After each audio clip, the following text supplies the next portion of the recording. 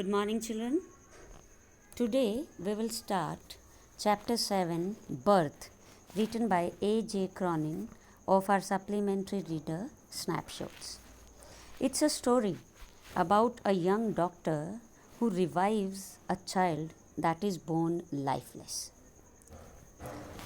In this excerpt from The Citadel, Andrew Manson, newly out of medical school, has just begun his medical practice as an assistant to Dr. Edward Page in the small Welsh mining town of Blanley. So, in this excerpt means in this part. Actually, this is a part of a novel which was written by A.J. Cronin. The name of the novel is The Citadel. So, this chapter is a part taken from that novel, and this chapter is about about a doctor whose name was Andrew Manson.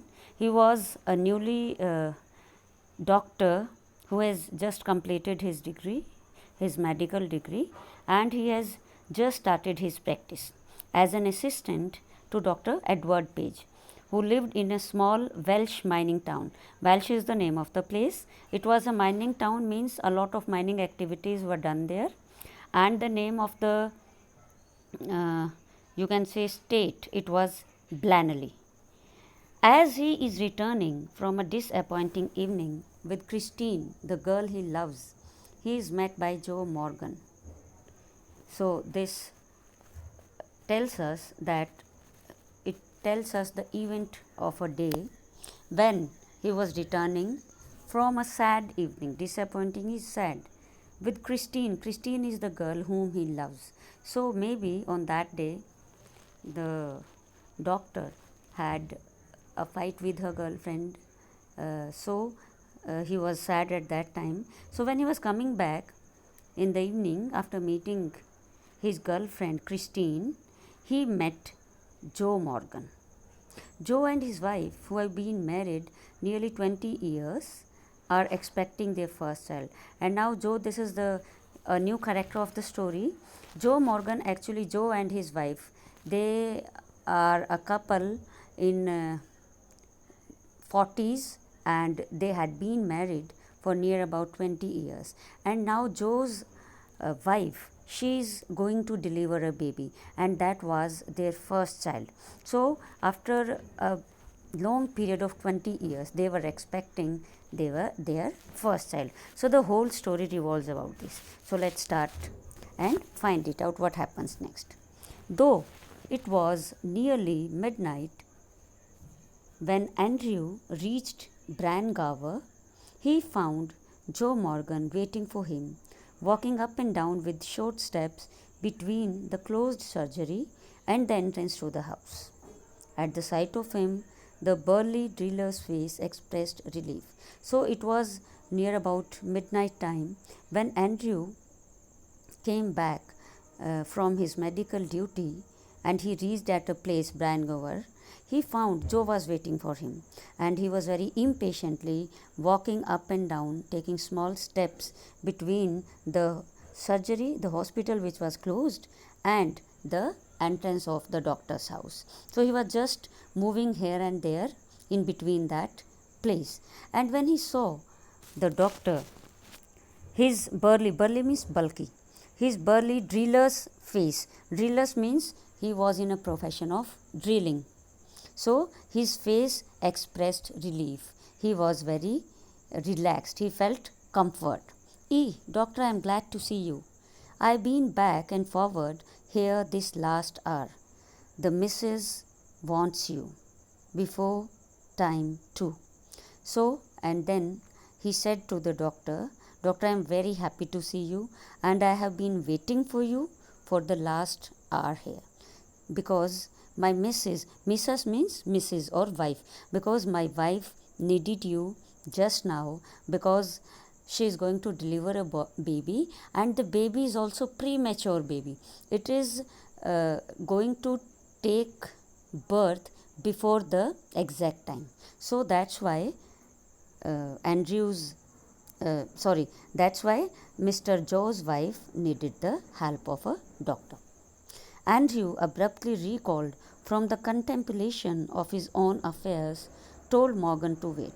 Contemplation means deep thoughts. The doctor, Andrew, he was lost in his own thoughts.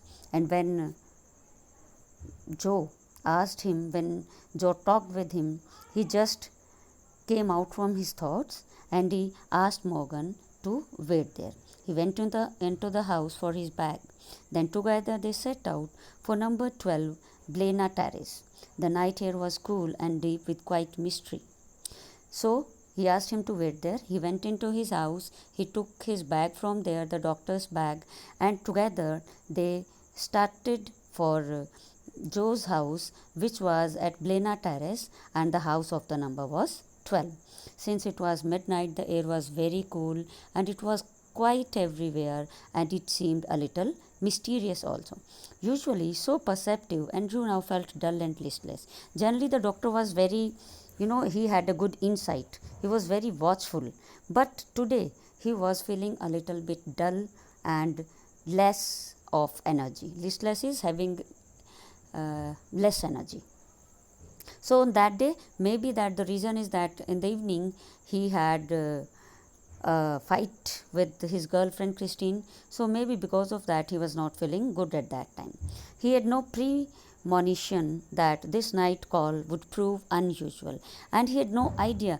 Premonition means foreknowledge or any idea or any guess. So he had no idea that he would be called very unusually at that night, and still less that it would influence his whole future in Blenheim. And more importantly, he had no idea, means he was thinking very less about this, that that night was going to have a great effect on his whole future in Blenheim, the place where he lived.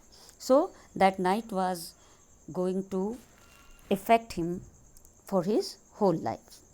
The two men walked in silence until they reached the door of number 12.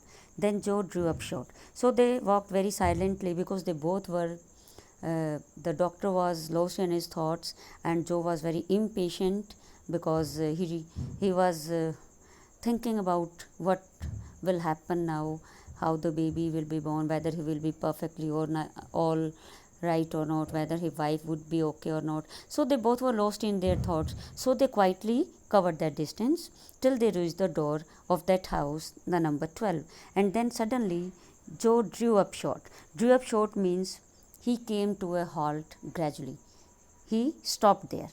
I'll not come in, he said, and his voice showed signs of strain. But man, I know you will do well for us. So when they reached there at the door, Joe stopped there and said he will not go inside. And he further said, and when he said this, his voice was showing a stress. Strain is stress. He was, of course, he was in stress at that time, but he assured the doctor that I know very well that you will do very good for all of us. Inside, a narrow stair led up to a small bedroom, clean but poorly furnished and lit only by an oil lamp. Here, Mrs. Morgan's mother, a tall, grey-haired woman of nearly 70, and the stout elderly midwife waited beside the patient, watching Andrew's expression as he moved about the room. So he went inside. There was a narrow stair which led to the small bedroom, which was very which was neat and clean, but it was poorly furnished. Means the furniture that was of not so good quality, and it was lit only by a small oil lamp. There, Mrs. Morgan's mother, means Morgan's wife's mother. She was a tall, grey-haired woman of near about 70 years, and a stout means a very healthy, elderly, a lady in near about 40s and 50s, we can say. Midwife is, you can say, an assistant who was there to help the doctor, who was very much experienced but not trained, जिन्हें हम you can say दाई जो होती थी. So she had not had any training, but she was very much experienced. So they both were waiting for the doctor. They were sitting beside the patient, and they watched Andrew's expression when he moved inside the room. "Let me make you a cup of tea, Dr. Batch," said the former quickly after a few minutes. So, as soon as he reached there, after a few seconds, Mrs. Morgan's mother, the earlier means, the former means Mrs. Morgan's mother, she asked the doctor that she will bring a cup of tea for him. Andrew smiled faintly. Faintly means mildly. He gave a very mild smile to Mrs. Morgan's mother, and he saw that the old woman, wise in experience, realized there must be a period of waiting, that she was afraid he would leave the case, saying he would return it. So, since she was very wise, she was near about 70 years old, so of course she was very wise, and she knew that the delivery may take some time. So maybe, and generally it happens that when it takes some time for the baby to be delivered, the doctors, they generally say that we will come after some time, and they never return. So in order to avoid that, she offered a cup of tea to the doctor. The doctor understood all that. "Don't fret, mother, I'll not run away." Fret means don't get vexed. Parishan mat ho. He said to the mother, "Mother, don't worry, I'll not run away. I am staying here only till the whole process of delivery is over." Down in the kitchen, he drank the tea which she gave him. Overwrought as he was, he knew he could not snatch even an hour's sleep if he went home. He knew, too, that the case here would demand all his attention. A queer lethargy of spirit came upon him. He decided to remain until everything was over. So he went in the kitchen. There he drank a cup of tea which Mrs. Morgan's mother gave him. Overwrought means very tired. Since he had been working in the hospital for the whole day and it was midnight, so he was very much tired. But he knew that even if he go home, he will not get even an hour's sleep.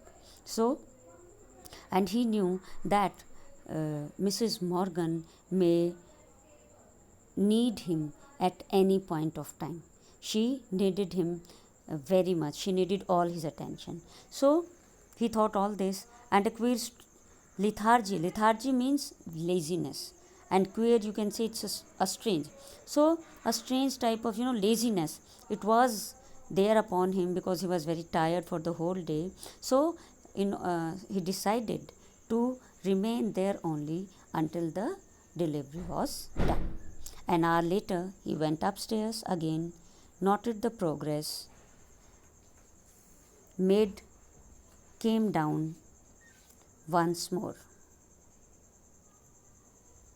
So he went upstairs again after an hour, and he noted the whole progress, and then he came back, sit there again by the kitchen fire. It was still, except for the rustle of a cinder in the grate and the short tick-tock of the wall clock. So it was all silent because it was midnight. So except the low sound of the partly burnt coal in the fireplace. Cinder in the grate means partly burnt coal in the fireplace. A fireplace was there, अंगीठी, उसमें कोयला जल रहा था. So there was the sound of a very low sound of that only, and the tick-tock sound of the wall. Rest it was all calm. No, there was another sound, but still one more sound was there. The beat of Morgan's footsteps as he paced in the street outside. And one more sound was there, and that was Morgan's footsteps. And he was impatiently moving here and there outside in the street. So that sound was also there. The old woman opposite him sat in her black dress, quite motionless, her eyes strangely alive and wise, probing, never leaving his face. The old woman, Mrs. Morgan's mother, she was sitting in front of him. She was wearing a black dress. She was also very calm, motionless, and her eyes were looking straight on the doctor's face. They were, and the wiseness, it was shown in her eyes. His thoughts were heavy, muddled. Muddled means confused. The episode he had witnessed at Cardiff station still obsessed him morbidly. The doctor was in a confused state, and so many thoughts were coming to his mind. And one episode that he had seen at the Cardiff station still obsessed means haunted him. This thought was coming again and again. It was striking him very gloomily. Morbidly means very gloomily, very sadly. He thought of Bramwell, foolishly devoted to a woman who deceived him sordidly.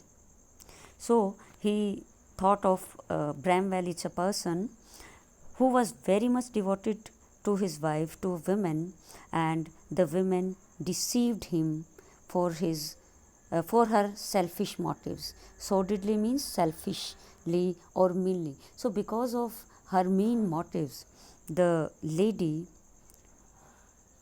to whom Bramwell was very much devoted, she just deceived him. Then he thought of Edward Page, his doctor, under whom he practiced those days, bound to the Swiss blood vein of Denny, living unhappily apart from his wife. Then a second thought of Dr. Edward Page came to his mind, who was bound to means he was married to a shrewish means very sharp tongued, ill natured lady, and they were living very unhappily apart from his wife means they were living separately now. His reason told him that all these marriages were dismal failures. So these thoughts were coming to his mind. He was thinking about his and Christine's relation, and he thought of the different episodes which were related to the persons whose married life was not happy. They were all a failure in their married life. It was a conclusion which in his present state made him wince. So, and from these thoughts, he concluded that made him wince means that gave him pain. So, when he thought of all these things, and when he thought about his and Christine's relation, he was very sad. He felt very pain. He wished to consider marriage as an idyllic state. Yes, he could not otherwise consider it with the image of Christine before him, although he always wanted to consider marriage as a pleasant situation. Idyllic state means a pleasant situation. He always considered marriage, the institution of marriage, as a very happy state, a very pleasant situation, and he wanted himself to be in a happy state with Christine after marriage. Her eyes, shining towards him, admitted no other conclusion. And when he thought about Christine, the shine in her eyes, he always wanted that marriage is always a good situation. He always wanted marriage to be the best part of the life, to be the pleasant part of the life. This only conclusion he want to admit. It was the conflict between his level, doubting mind and his overflowing heart which left him resentful and confused. So, this was the conflict of thoughts that was going in his mind, that was between his level means between his balanced and his doubting mind, that was, and his overflowing heart which left him resentful means angry and confused. So these two types of thoughts were coming to him. He had seen persons whose marriage were a total failure, and when he thought about himself and Christine, he don't want that stage in his life. So these thoughts were confusing him. He was in a confused state. The balanced state of his mind was not balanced now. So he let his chin sink upon his chest, stretched out his legs, stared broodingly into the fire.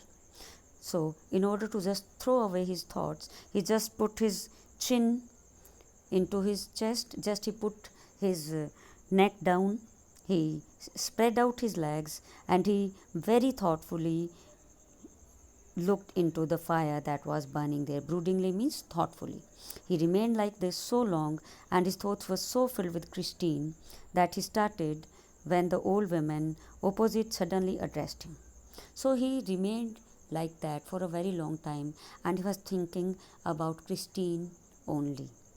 And then suddenly the Mrs. Morgan's mother, who was sitting just in front of him, she addressed him, and he came out of his thoughts. Her meditation had pursued a different course. Now, Mrs. Morgan, she was also doing meditation, and now she has changed her position, her thoughts had changed. So, when she came out of her meditation, she addressed the doctor. Children, that's all for today. Rest we will do in the next class.